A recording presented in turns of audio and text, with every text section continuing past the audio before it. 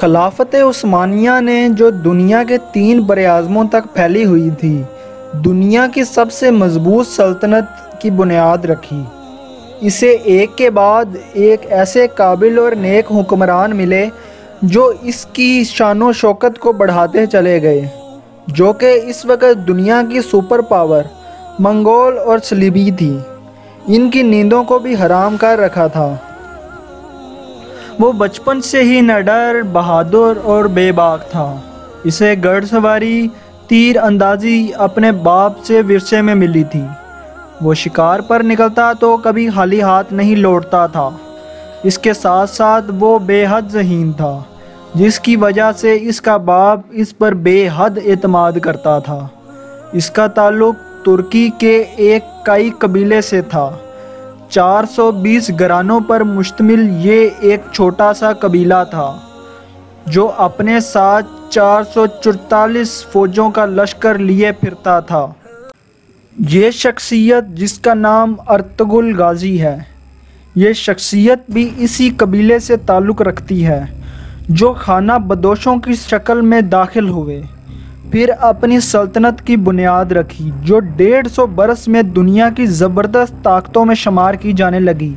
ये सल्तनत Asia, Africa और यूरोप के वसी हिस्से में कायम थी। ये सल्तनत यूरोप में ऑस्ट्रिया की सरहदों को जाकर लगने लगी और इनकी हैबत पूरे यूरोप में आहिस्ता आहिस्ता फैलने लगी। वीडियो को स्टार्ट करने से पहले व्यूअर्स, आपको बताता चलूँ कि अगर आपने मेरा चैनल अभी तक सब्सक्राइब नहीं किया तो सब्सक्राइब के बटन पर क्लिक करें और बेल के आइकन को दबाएं, ताकि आने वाली तमाम वीडियोस का नोटिफिकेशन आपको मिलता रहे। जब मंगोलों ने तुर्कमानिस्तान पर हमला किया तो मंगोलों की ये ख्वाहिश थी कि वो एशिया की सब सल्तनतों पर अपना कब्ज़ा जमाएं। तो जैसे ही मंगोलों ने हमला किया तो बहुत से कबीलों ने हिजरत करना शुरू कर दी। इनमें से एक कबीला काई कबीला था, और इस कबीले ने अपना पड़ाव शाम के करीब डाला। लेकिन सर्दियों की वजह से ये इलाका ख़तरनाक था। सुलेमान शाह, जो अर्तुगरुल का बाप था, चाहता था कि किसी और इलाके में हिजरत की जाए। इसके लिए इसने अर्तुगरुल को हलब भेजने का इरादा किया, जिधर सुल्तान सलाहुद्दीन अयूबी के जानशीन हुकूमत कर रहे थे।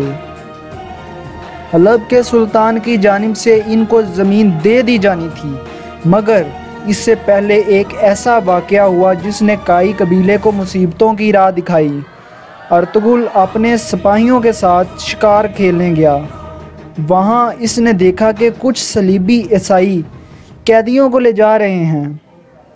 इसने कैदियों को तो बचा लिया, मगर सब सलीबियों को कत्ल कर दिया। इस हमले में इसने सलीबी सरदार 33 का भाई भी कत्ल कर दिया और कैदियों को अपने कबीले में ले आया। और यहाँ से हुआ फिर उस दौर का आगाज़, जिस दौर के शुरू होते ही मुसलमानों ने अपनी तलवारों का लोहा मनवाया, और ये दौर 650 साल तक रहा। हुआ कुछ इस तरह से कि यहाँ से सलीबी काई कबीले के मुखालिफ हो गए। जो कैदी वो लाया था, इसमें एक बूढ़ा शख्स, एक उसकी बेटी और एक उसका बेटा थे। ये शख्स रूमी शहज़ादा गियासुद्दीन था। इसकी बेटी हलीमा सल्जूक शहज़ादी थी। इसका भाई भी इसके साथ था। किसी बगावत को कुचलने के लिए सुल्तान ने अपने भाइयों को कैद कर दिया था। इनमें से एक शहज़ादा अर्तुगरुल के हाथ लग गया। इसकी रिहाई के लिए सल्जूक गवर्नर ने भी काई कबीले को धमकाना शुरू कर दिया।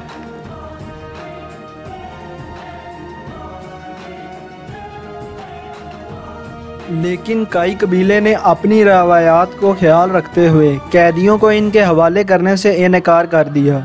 जब अर्तुगरुल हलब गया तो साजिशियों ने इसे मारने की बहुत कोशिश की, लेकिन अपनी जहानत और दलेरी से ये बच निकला। अर्तुगरुल ने इलाका जो सुल्तान से हासिल किया था वो सलीबियों के किले के करीब था। कबीले ने बहुत मुखालफत की, लेकिन कबीला अनातोलिया की सरहद पर आबाद हो गया। तुर्तिश ने अपने भाई का बदला लेने के लिए काई कबीले पर हमला करने की कोशिश की। इसके जवाब में काई कबीले ने किले पर हमला कर दिया और सलीबियों का किला यूं फतह हो गया।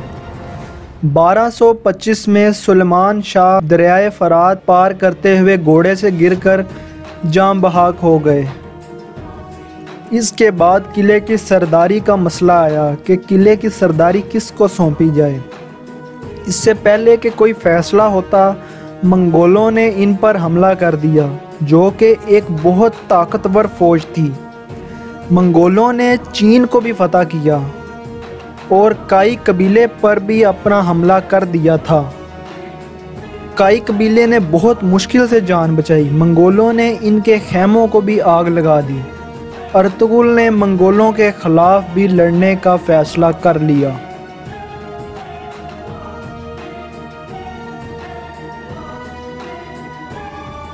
अर्तुगरुल चाहता था कि वो मंगोलों के किले के करीब पनाह ले, ताकि उधर से मंगोलों पर हमला करना आसान हो सके। जैसे ही मंगोलों की यलगार करीब होने लगी तो एक अहम लीडर नोयान को शिकस्त दी। ये वही शख्स था जिसने बगदाद को कुचल कर रख दिया और इतना कत्ले आम किया कि दरियाए फरात में खून की नहरें बहने लगीं। अर्तुगरुल ने इसे भी शिकस्त दी और इसका नामा निशान इस दुनिया से मिटा दिया।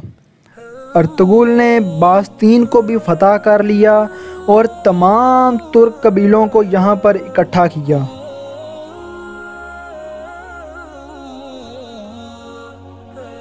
जैसे कि आप जानते हैं कि हर एक अजीम जंगजू के पीछे एक रूहानी पहलू ज़रूर होता है।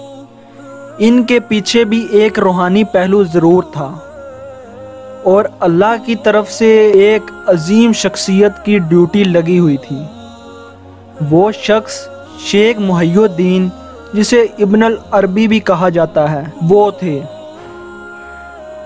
शेख मुहियुद्दीन इब्न अल अरबी ने अर्तुगरुल की बहुत रूहानी मदद की और बहुत से मौक़ों पे अर्तुगरुल की रूहानी मदद करके इनकी जान बचाई।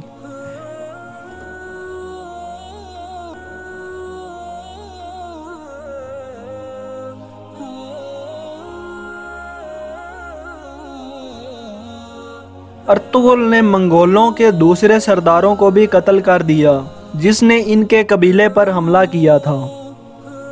वो हर जंग से गाजी बन के लौटा तो गाजी कहलवाया, इसलिए इसके नाम के आखिर में गाजी का लफ्ज़ इस्तेमाल किया जाता है।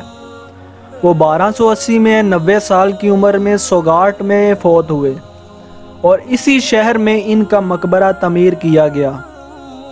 अर्तुगरुल की बेबाक बहादुरी के तौर पर तुर्कमानिस्तान में एक मस्जिद इनके नाम पर तमीर की गई।